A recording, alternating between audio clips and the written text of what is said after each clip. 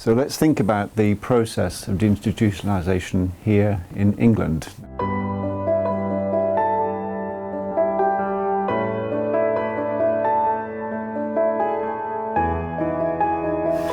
The story begins in 1954, and we had then a maximum number of psychiatric beds. It was about 140,000 for a population of maybe 50 million. And what happened then is that the numbers went down, down, down to now about 40,000 beds.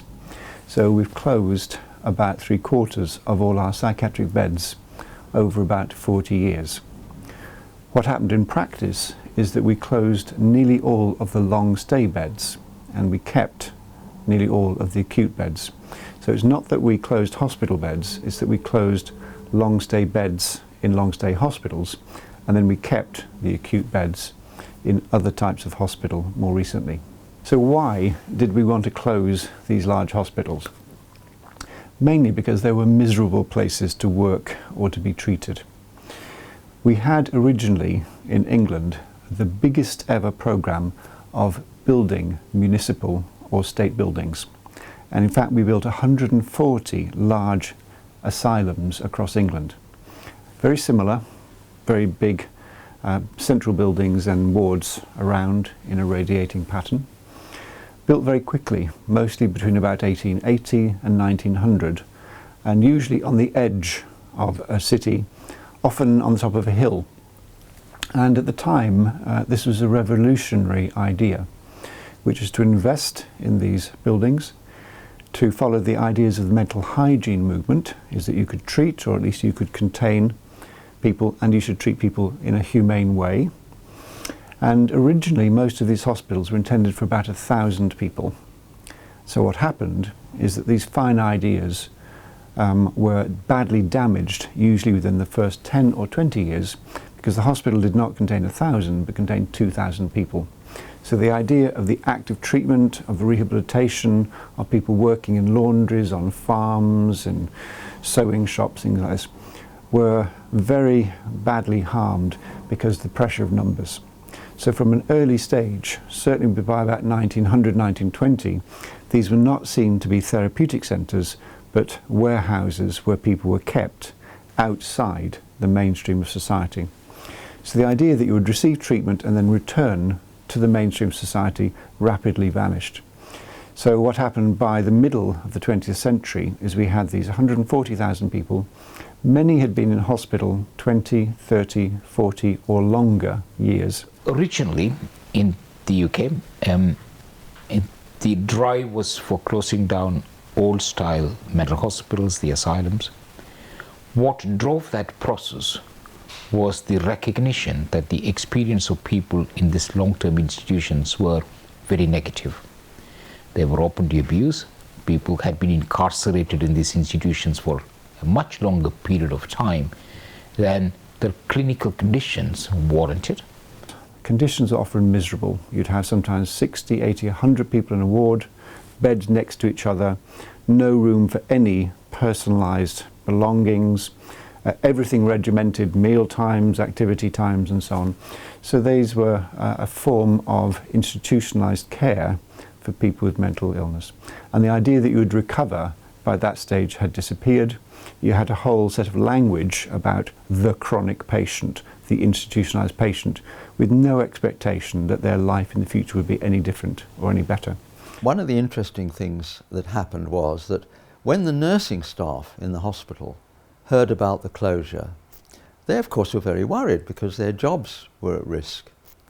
The problem was that very few of the nurses wanted to leave. They were much more institutionalised than the patients in a way. So when it came to fill the nursing places in the new community homes, only half the places were filled. The other half had no psychiatric qualifications. Who were they? They were university graduates who couldn't find a job, and they were tempted by the salary in these sheltered homes to come and work there. I think it was an enormous advantage for two reasons. First of all, these were young men and women, highly intelligent. They were graduates from the university. They knew very little about mental illness, but they had very humane attitudes. They wanted to help. And they were not institutionalized in the way that the nursing staff were. So they actually created a much better atmosphere in the homes than if all the staff had been nurses. Most people who were using the hospital did not like the hospital, and the conditions in the hospital were pretty appalling. The emphasis was on controlling people, very restrictive care, very coercive care for individuals coming in there. It is not surprising that many patients did not want to come into hospital because the conditions in the hospital were dire. They were very negative. During the reign of mental health hospitals, there were 140 asylums in the United Kingdom. However, after deinstitutionalization, the process of moving patients from psychiatric institutions to the community, there are now less than 12. This has led doctors, along with the community, to develop modern care. There is evidence these people were kept apart from society as a way of containment. Both political parties were interested in closing down these hospitals at the time, either for financial reasons or human rights interests. So among the reasons for why these asylums were closed is that they were simply producing very bad outcomes and experience for the people who were incarcerated there. Second, they're also miserable places to work for staff. There's a great deal of pessimism. There was routines for everything. These can't have been satisfying places for staff to work.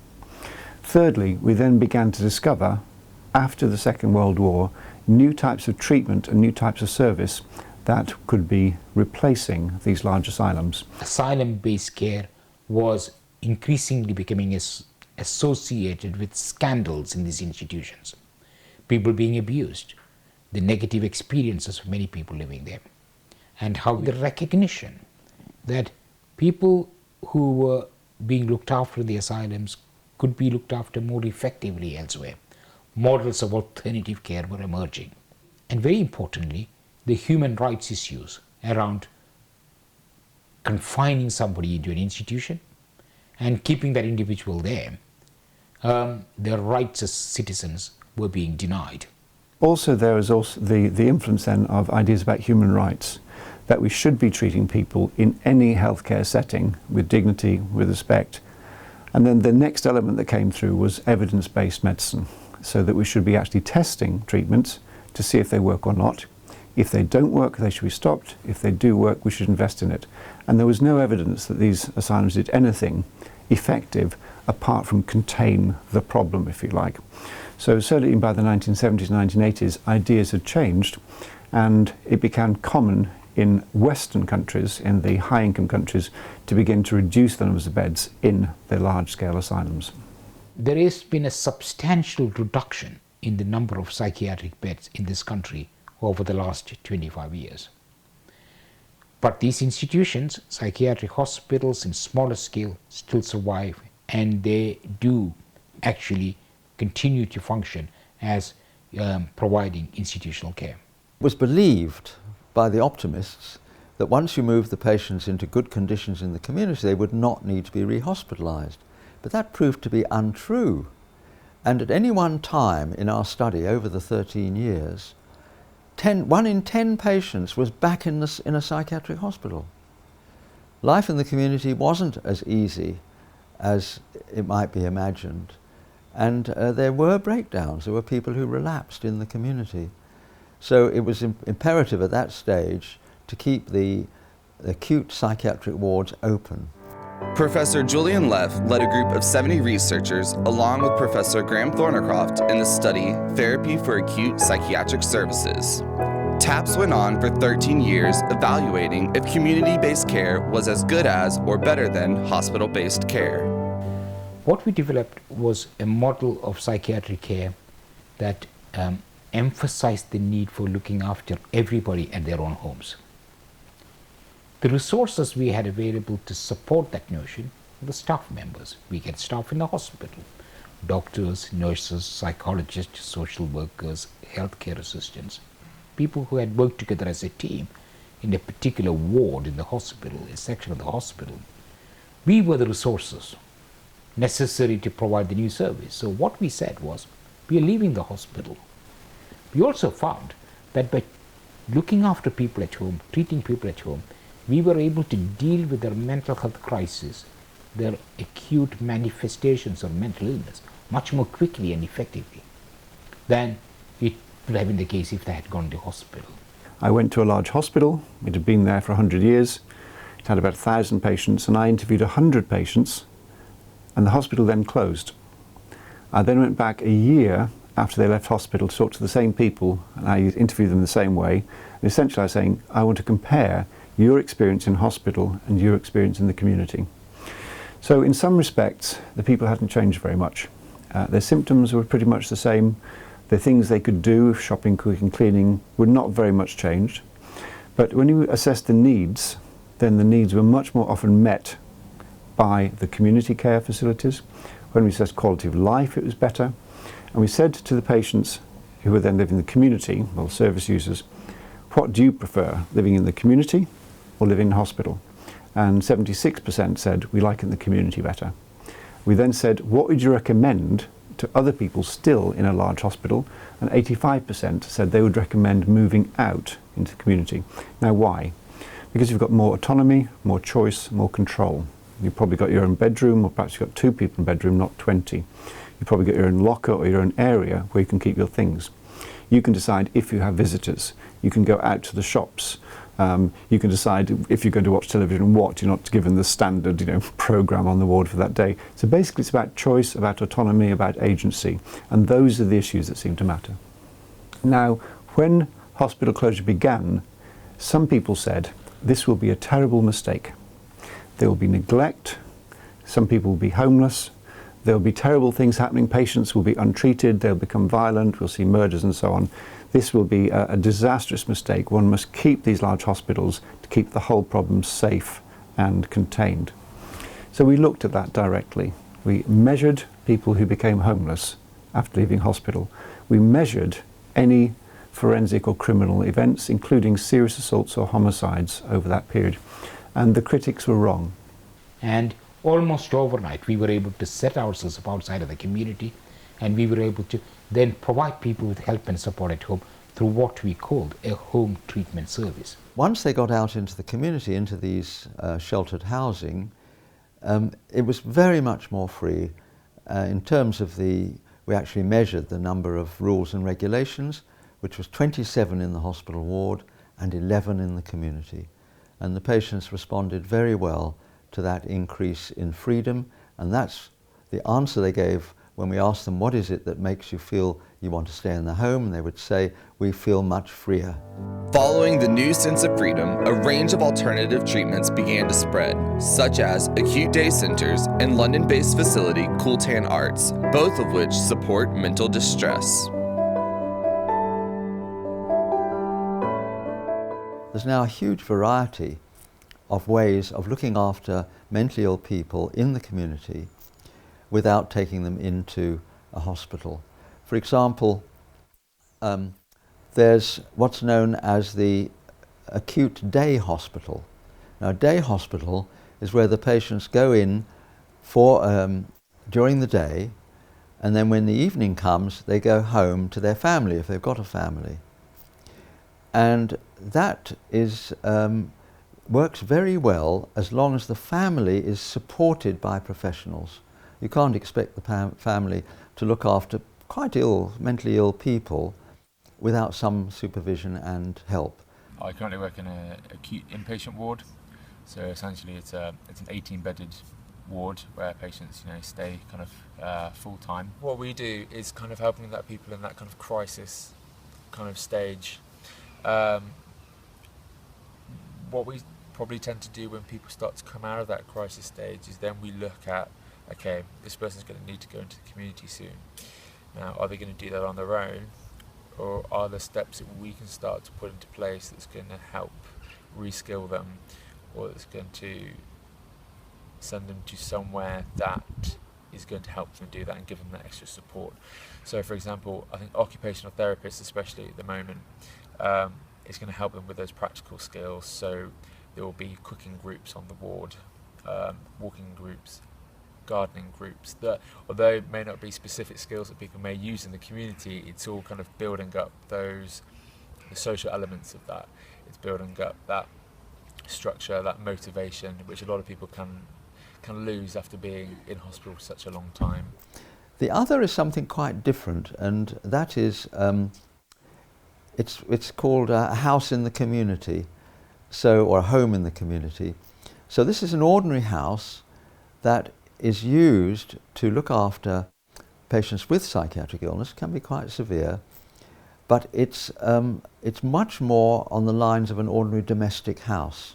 So the patients are expected to choose the menus, go out and buy the food. They're given money to buy the food, cook the food, prepare it, serve the food. In other words, do all the domestic things that we would do in our own homes. And even quite disturbed patients can settle down in these environments. A lot of people that have got mental health distress have a lot of problems with their diet. They can have a lot of problems with their diet, and also where they live. Maybe they just have a microwave, or they have limited cooking abilities, and also they may be on low income.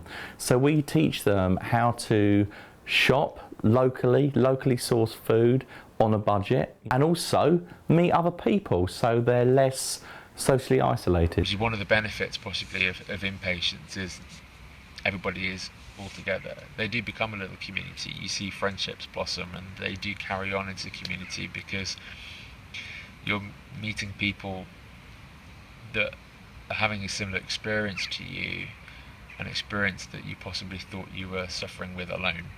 Mental health care cannot take place, cannot happen without the involvement of the community. Having that weekly group to go to helps them, I think, not just with the social isolation, meeting new people in a gradual way, but it also teaches them new skills and gives them new abilities, which in turn raises their self-esteem.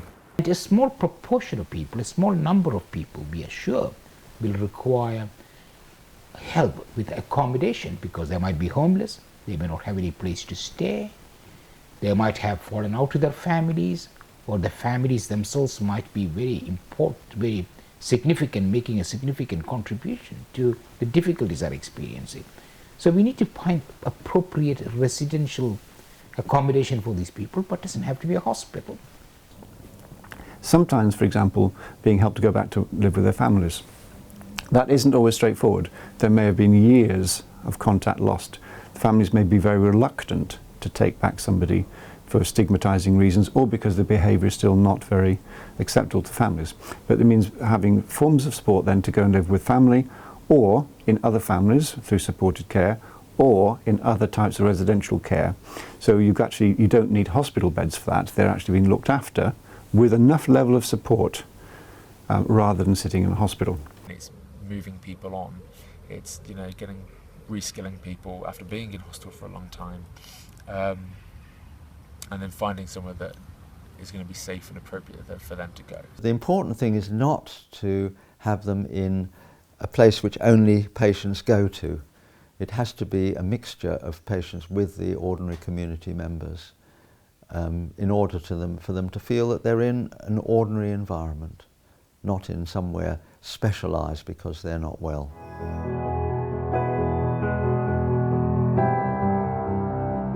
Some people are so unwell that they need acute psychiatric beds briefly to help them to recover from that crisis. And in no country is there any evidence that they can produce a comprehensive system of care only with community-based services. So we need a few beds. But those don't need to be in a psychiatric hospital. Indeed, often they are best mainstreamed as beds in a psychiatric ward in a general local hospital, so that there's actually no distinction between the physical and mental health care that's being introduced. Do we still need the large institutions? In most cases, no. That money is much more effectively spent to get better outcomes and better patient experience in the community. I would also argue that we must seriously re-examine the current preoccupation within mental health practice around the idea of risk that dominates, for example, forensic psychiatry, where a great deal of our money is being spent, where a large number of people are being locked up, without very little prospect of them being released, and the proliferation of these forensic psychiatric institutions. I believe that is actually driven by this preoccupation with risk, especially to other people, as a consequence of their mental health difficulties.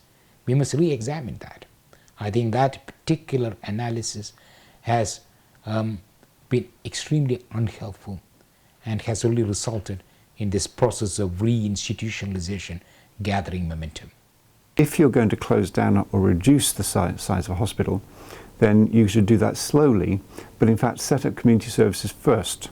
And often that might take 3 years. So you open up community services, people sit in hospital, then those people go out to community services, and then you can reduce the size of the hospital. That's sometimes called transition funding. But many countries don't have that luxury, but that's the best way to do it. The teams that we originally set up in Birmingham, for example, have been year on year underfunded, and there has been less and less money being spent on these teams. And the services that were developed at that time have not been sustained to the same degree as we thought would happen. And this has resulted in a new crisis in relation to community care. The Conservative government has been cutting and cutting away at the National Health Service, undermining it, and bringing in, particularly from America, private firms to look after the patients. And I'm very much against that. I don't think that health should be a commodity that's bought and sold. Mental illness is not just simply things going wrong inside your brain. Obviously, things go inside your brain, but that's not the only way to understand it. They happen in the context of people's lives, their biography, their narrative, or in terms of their social connections, who they are living with. These factors are very important in trying to help somebody when they have a breakdown. It's a shame to see these people with so much to give and so much to offer and so much going for them end up being in this place, you know, personally, where they don't feel they've got a way out, or they don't feel that they've got a future, or they can't see the end to the struggle that they're going through. So although that's really quite heartbreaking sometimes to see that, it makes it even more rewarding when you see those people recover. Therefore, it's absolutely critical that you bring into play community factors, community resources, and community support. We're trying to, at Coultan, trying to destigmatise mental health. We're trying to break that, and through our workshops we do that. As a psychiatrist, I would love to see a re-examination of some of our approaches to mental health problems. Unfortunately, institutional psychiatry, professional psychiatry is not prepared to do that. It's not just me. There are a number of psychiatrists who have argued that there has to be a significant shift in the way we understand mental health problems and our approach to it, our relationship with people with mental health difficulties. I think until we engage in that discussion and debate about the nature of psychiatric practice, our role within that, and how we can effectively change the current relationship that we have with people with mental health difficulties, our practice will remain reactive and largely unhelpful. There is a lot of stigma around mental health, distress. There is a lot of stigma. People, they view people differently. If someone, that person is depressed, or they treat them in a different way. I don't want those people to be treated in a different way. I want them to be treated with respect and dignity. It is a growing field, and it is becoming less and less taboo. But I still think we have a long way to go, and I think that as soon as it becomes more recognised as a genuine, illness, and that these people genuinely need help, and I think that's going to be better not only for the service but for the people, but for the patients that use that service. During the production of this documentary, contact was made with organizations and charities in the UK to reach patients and families to show their point of view. Unfortunately, due to the sensitivity of the subject, it was not in their interest or power to assist a student production.